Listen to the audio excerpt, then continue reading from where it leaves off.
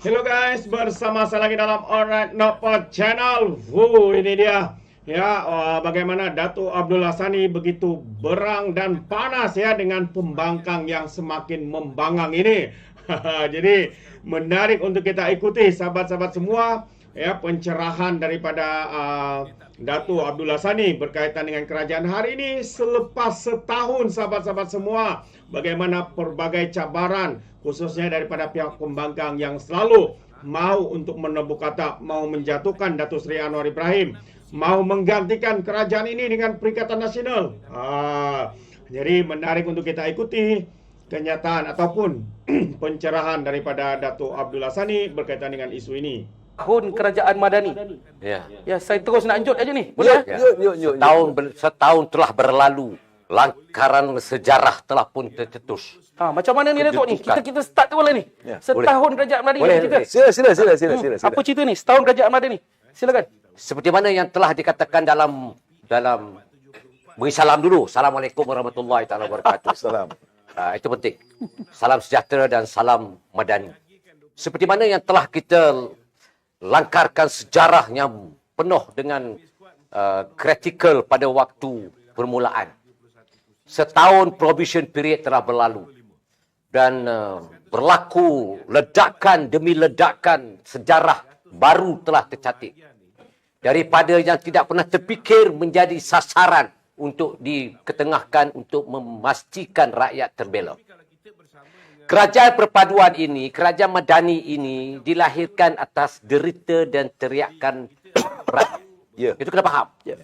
Apabila derita itu disadoni, maka berlakulah revolusi dalam perjalanan hidup politik yang begitu menderlah setelah Datuk Seri Anwar Ibrahim dan pasukannya mengkepalai kerajaan.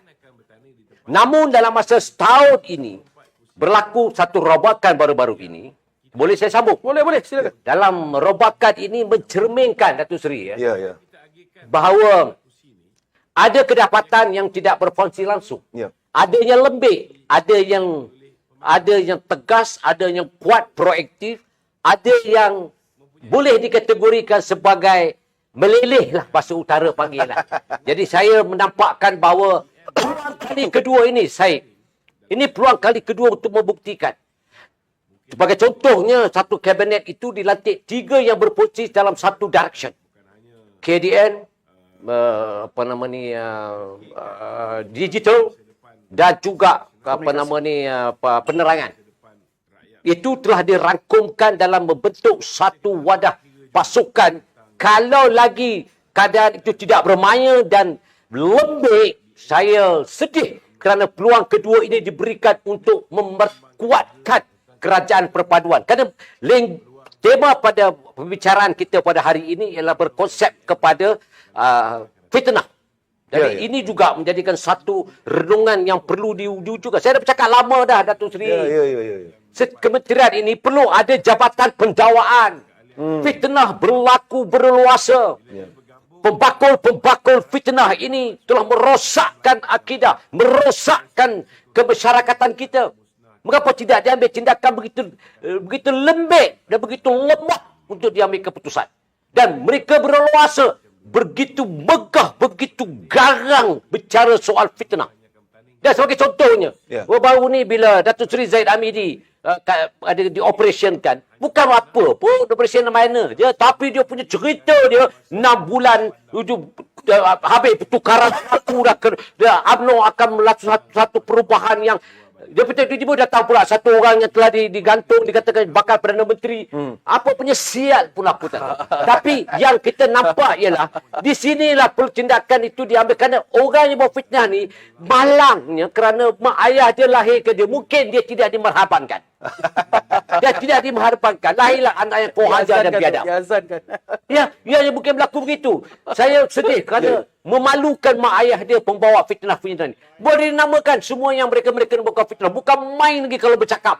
Seolah-olah negara ini sudah dirosakkan oleh kerajaan perpaduan. Dasar Madani diperlekehkan. Dan diambil naratif yang merupakan mensongsangkan polisi yang sebenar dalam Madani itu sendiri.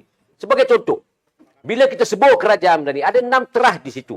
Tetapi untuk melangkaui Madani ini, dah setahun. Jadi kita boleh bicara soal result. Ya. Setahun. Apa tujuannya konsep Madani itu diwujudkan? Saya ingat zaman saya pemuda dulu Datuk Seri. Ya. Madani telah pun dibawa oleh ketua pemuda waktu itu, Datuk Seri Anwar Ibrahim. Ya. Dan Madani itu lahir daripada ya ayuhannas, hai manusia. Pergi kepada pencerahan baginda, ya ayyuhallazina amanu, hai orang-orang yang beriman. Sebab itu 6 teras tu ada. Dan apa yang lebih cenderung ialah 3 perkara yang telah pun begitu kuat khutbahkan oleh baginda SAW. Yang pertama saya bercakap berkali-kali. Perpaduan itu penting. Beri salam. Maksud salamnya apa? Perpaduan. Kerajaan perlu ada kestabilan yang kuat untuk menteraju ekonomi negara dan juga kekuatan negara itu sendiri. Dah berlaku. Kita ada kerajaan perpaduan. Dan kita ada kerajaan yang sebenarnya kerajaan yang kuat pada hari ini. Terlampau kuat. Saya pernah bercakap, November akan berlaku kejatuhan parti bersatu. Dah berlaku. 5 mereka telah pun keluar. Bukan keluar, tidak menyokong dasar yang kerangka yang dibawa oleh. Dengar akan ada lagi. Ada lagi. Maka tunggulah malapetaka yang akan menimpa mereka. Kerana mereka bersikap jahat. Jadi, perkara jahat ini berakhir dengan hukuman. Tidak memungkinkan mereka dilepaskan begitu oleh Allah SWT. Dan apabila Allah Ta'ala, Rasulullah SAW kata, yang keduanya, beri makan. Yang Anwar Ibrahim buat hari ini, bukan saja beri makan yang dibuat dalam bajet-bajet yang ada, daripada dasar-dasar, tetapi daripada sekecil-kecil tandas pun dia diberikan tumpuan untuk diberikan motivasi pada anak-anak untuk menjadi anak-anak yang cerdik pandai dan mengamalkan sikap bersih itu sebahagian daripada Islam. Dan itu yang ditunjukkan. Sekecil-kecil begitu, Syed. Dan apabila kita melihat beri makan itu, tengok apa yang dia buat. Sebagai contoh tekun dirilah. Datuk Seri bagi 330 juta. Dan Amanah Ikhtiar dia bagi 100 juta. Untuk melebar luaskan. Untuk memastikan bumi putra, terlihat layak. Terus diberikan bantuan untuk memajukan diri dan keluarga mereka. Begitu luar biasa. Dan tak pernah berlaku dalam sejarah yang saya dimaklumkan daripada tertubuhnya Yayasan Tekun sampai hari ini. Dia telah satu bajet yang besar untuk menumpukan kepada sektor ekonomi, kepada bumi putera itu sendiri dalam kumpulan kelompok mikro. Dan ianya telah dibuat begitu kecil, sekecilnya pun dia telah memfokuskan untuk diangkat martabat dan darajat ummah. Dan ini yang berlaku. Apakah ini mengizinkan serangan dan fitnah itu dilakukan pada Datuk Seri Ibrahim? Dan ada rangkaian perpaduannya ada. Sebab itu bila saya tengok daripada berlakunya setahun itu, contohnya kes DNA itu, saya nak ungkit balik ni sebab benda ni akan berlaku lagi ni. Zaman itu, pada waktu itu, banyak kelompongan yang berlaku dalam Dewan. Kesosangan dalam peraturan mesyuarat. Dalam waktu itu dibentangkan bajet separuh penggal. Itu bajet itu mengikut Ibu Akta 361. 368 tidak mengizinkan sesiapa membicarakan soal agung, hukum daripada sultan yang di pertuan, termasuk hakim-hakim. Tidak boleh dibahaskan dalam Dewan. Keputusan hakim tidak boleh dibahaskan. Tidak boleh dipertikaikan dalam Dewan. Mana mungkin boleh diizinkan. Tetapi kecelakaan mindanya pada Dewan itu telah memulakan episod menyerang Datuk Seri Zahid Hamidi. Sedangkan hak Datuk Seri Hamidi itu diketahui tidak relevan langsung. Pertuduhan yang dikenakan itu dengan dua syarat. Saya berani bercakap begitu sebab dia sendiri yang mengaku. Dia kata kalau Datuk Zahid tidak membubarkan UMNO, tidak akan diambil. Dan ia berlaku. Dan dalam kerangka hukuman atau dakwaan yang dikena 87. Tuan direct tengok. Banyaknya. Tetapi dalam misinya kosong.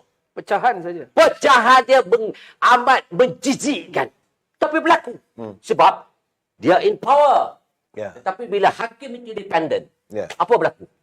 Dan inilah antara sebab yang DNA itu diberikan dilakukan di dalam mahkamah tinggi itu sebab tidak ada relevan langsung. Dan pendawaran dibuat dalam masa 48 jam. Dan pendakwa raya pun memberikan komen. Tidak ada relevan langsung dalam kes ini. Ya. Jadi fitnah ini berlegar di luar sana. Dalam itu mereka telah membicarakan soal untuk mana menghancurkan UMNO, ini nak pecahkan UMNO, ini semua masuk bersatu. Ya. Konon-kononnya lah. Ya. Itu perancangan dia, peran Allah Ta'ala lagi maha besar, lagi maha tepat. Ya. Jadi apa yang kita lihat, kegagalan demi kegagalan yang mereka cuba salurkan itu, dan apa yang digantikan ialah permainan fitnah belegar. Ya. Untuk sementara waktu. Terima kasih. Seperti mana yang disebutkan oleh Datuk Dollah tadi. Sebenarnya, saya masih lagi nak berbicara soal reshuffle kabinet ini. Hari ini 387 hari tepatnya Datuk Seri Anwar ataupun Perdana Menteri ke-10 mengangkat sumpah. Malam ini kita berbicara soal jalur. Alright guys, so itu dia ucap tama daripada Datuk Abdullah Sani ya. Begitu semangatnya beliau membalun pihak-pihak pembangkang khususnya yang kita lihat semakin terdesak, kerakusan mau menebuk atap dan berbagai lagi isu yang dimainkan dengan menabur fitnah, membuat tuduhan, ya membina persepsi kononnya kerajaan ini gagal. Siapa sebenarnya yang gagal? Kalau kita lihat contohnya sahabat semua, Kerajaan Perikatan Nasional, adakah kerajaan itu lulus seperti mana ataupun kerajaan itu baik seperti mana yang diwar-warkan oleh pihak pembangkang? Tidak sahabat semua, kerajaan itu adalah kerajaan yang terpaling gagal dalam sejarah Malaysia. Saya tak perlu sebut apa yang dimaksudkan gagal.